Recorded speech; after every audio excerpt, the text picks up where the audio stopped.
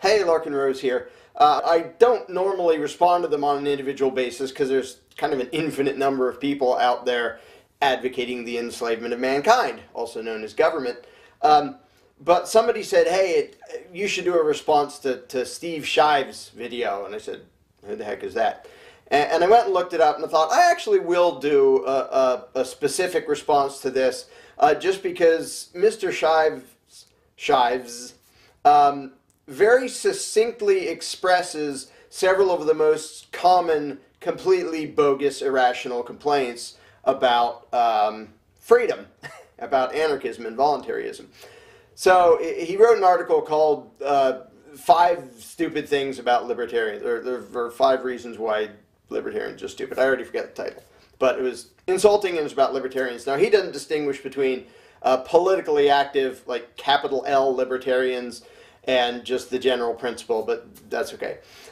The first is, he was saying, well, libertarianism is anachronistic. The people who believe in that, they just want to roll things back to the old days. I don't have much of a rebuttal for that because it isn't actually an argument. It's like saying, well, yeah, 2 + 2 equaled 4 years ago, but now we're beyond that. Like, truth doesn't depend on what year you're in. And this thing that, you know, well, yeah, allowing other people to be in freedom, that's so passé, that's so quaint. But now we're all wise and progressive, and now we know that everyone should be violently dominated by the state. That's not an argument, so I don't have a rebuttal. Another thing he brings up is, well, libertarians put on airs, and they sound like pompous. And again, this isn't an argument. Like, someone can be right and sound pompous, or they can be wrong and sound pompous. Sounding pompous doesn't prove that they're wrong. And there's an aspect of this that is sort of funny because moral relativists, or people who pretend to be moral relativists, bring it up all the time. It's like, you talk as if you're right and everybody else is wrong. Well, yeah, duh. If I believe this and you believe that, obviously I think you're wrong, or I would believe this. And to go one step further, when people are complaining, oh, you think you're better than other people, I don't advocate the initiation of violence against anybody else. And yes, I do believe that makes me better than other people. Now, I used to be a statist. I used to think it's okay to advocate violence if you do it by way of the legal process and politics and voting and authority in government and all that. So I'm not necessarily saying I have better intentions, but now that I have outgrown that particular lie that I grew up with, my behavior is more moral than the vast majority of people on the planet, because the vast majority of people still believe in government, and by way of government, they still advocate the enslavement of their fellow man, the extortion and violent domination of people who haven't threatened or harmed anyone. So yes, there is such thing as people who are morally superior and people who are morally inferior, at least in their behaviors. And to say otherwise, like, I wonder if Mr. Shives, if you went back in time and could meet some slave owners, would say, I'm not saying I'm better than you because I don't own other human beings. It's just, you know, your opinion is equally valid. No, it isn't. The opinion that it's okay to stomp on the self-ownership of other individuals is not equally valid to the opinion that you shouldn't do that you should leave people in freedom. Number 3, and this is about the most common one, libertarianism is naive to think that people left to their own devices will be good. And like a lot of people do, Mr. Shives assumes that people who are libertarians, or in my case anarchist, or whatever you want to call it, think that we don't need a government because everybody will be good without one. That's not at all the logic. That's not at all the reasoning. I don't even know anybody who actually believes that. However good or bad people are, and I've said this a billion times, but I'll say it again. However good or bad people are, it doesn't improve the situation to take some of those people and give them societal permission to violently dominate everybody else. And that's what government is. And to think that that's going to serve as a check against the imperfections of humanity, because yes, lots of people are negligent or malicious or untrustworthy or whatever, but it's, and you see the religious nature of the belief in government, which I'll get to at the end of this video, in the fact that people say, I don't trust people, so we need government to keep people in line, which sort of implies that government is something else. Like it's some weird, mystical, magical thing. Even though if you ask people, well, what runs government? Well, people. Well, what people? Politicians. Well, are they wiser and more noble and caring than the rest of us? Well, no, they're usually a bunch of lying crooks. Okay, so we don't trust human beings, so what we should do is take some of the worst human beings among us and put them in a position of power where they can violently dominate everybody else, because that'll fix everything. That's one of the main arguments for statism, and it's totally loony. And so, but Mr. Shives makes the same mistake. You must trust everybody if you don't want government, and speaks of government as this magical, superhuman, all-powerful good guy that'll make sure we imperfect humans behave. Even though it always, always, always does the exact opposite, because it's inherently violent and coercive. That's what government is. So expecting that to make people civilized. Let's give those people permission to commit violence all over the place, because then we'll be less violent. Duh. Oh, and he also threw in that without government, the wealthy and powerful would be unaccountable. They could get away with doing anything. When's the last time you read a newspaper? The people in government who have the most wealth and the most power get away literally with mass murder. Who are they accountable to? Well, in a few years we can vote for their identical twin, and he may or may not win, and the exact same thing will happen anyway. Again, this is just wishful thinking among statists, hoping that government will be better than normal people, despite thousands and thousands of years of evidence to the contrary. That, oh, if you leave people in freedom, some people will get really powerful and dominate others. Yeah, that's called government. And the idea that we can't do away with government because what will happen will be government, basically. The worst case scenario that most statists come up with to predict the horrible consequences of not having a government is a perfect description of government. So, like, the worst case scenario is if we do away with government, we'll end up with government. Yeah, I agree. That's as bad as you can get. But no, we wouldn't. If people didn't imagine legitimacy to violent domination, people wouldn't put up with it.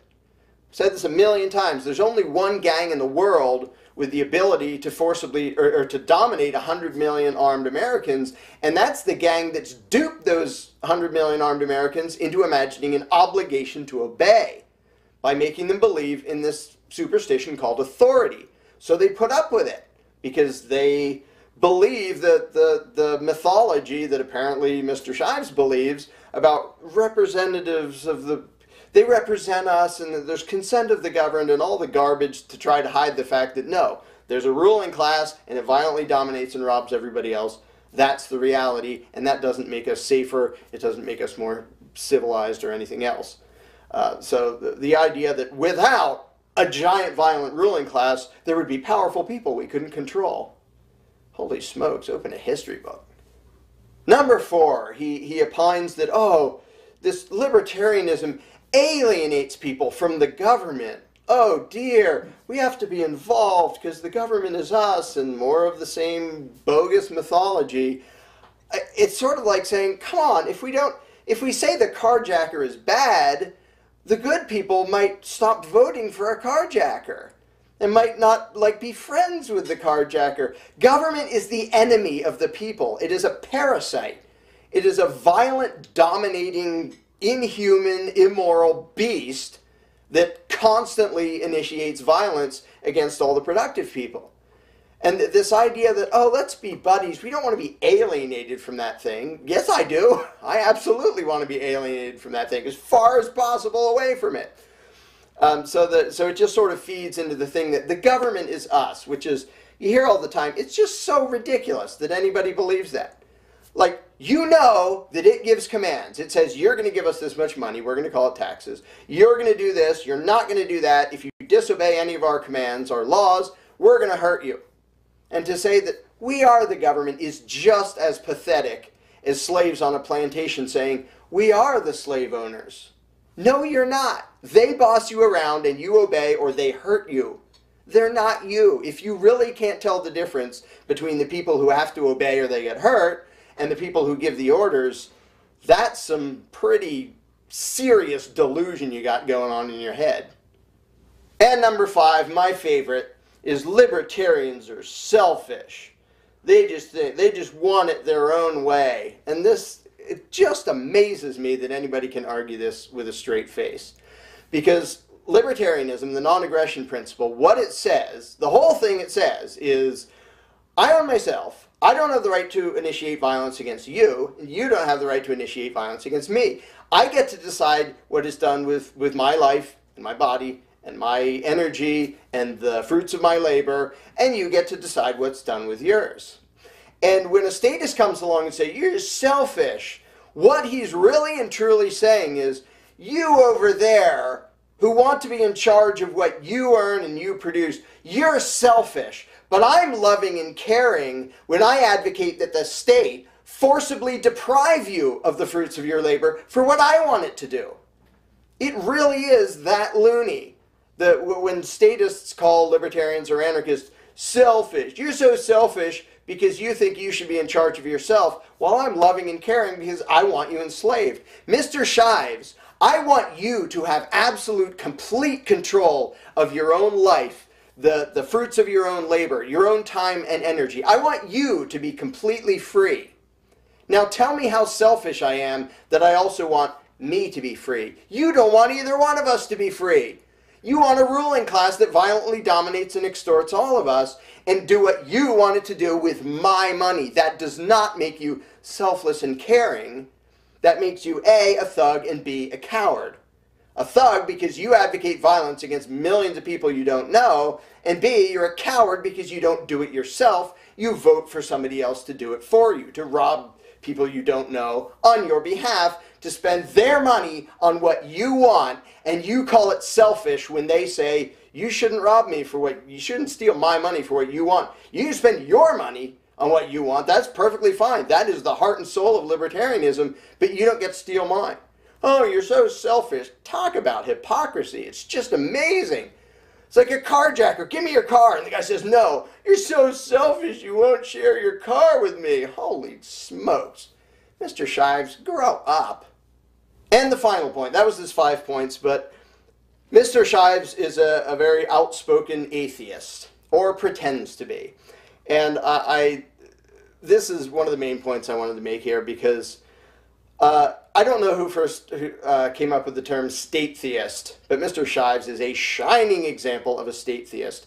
Once upon a time, I used to think the belief in government was analogous to a religion. I no longer think that. It's not an analogy. It is a religion.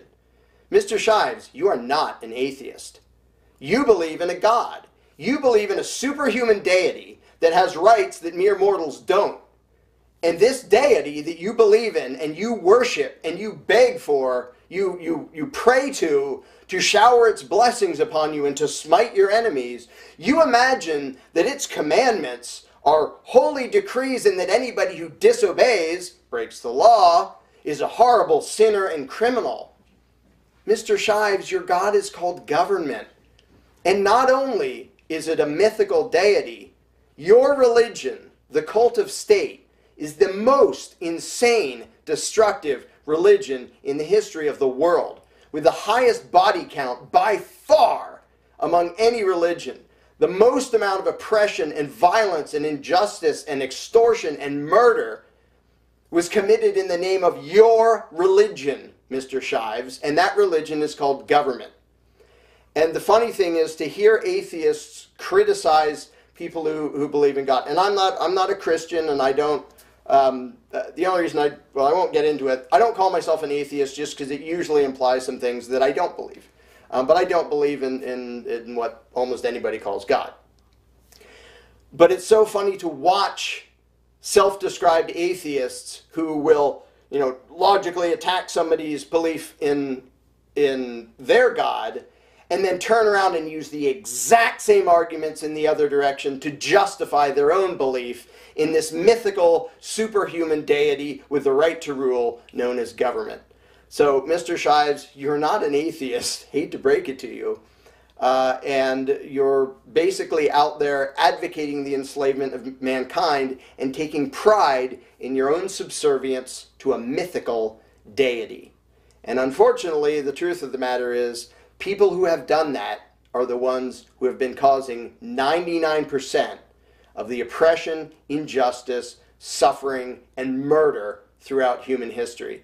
If you think you're all progressive and enlightened, maybe look up the book by R.J. Rummel, Death by Government, and see what your God has done to the human race.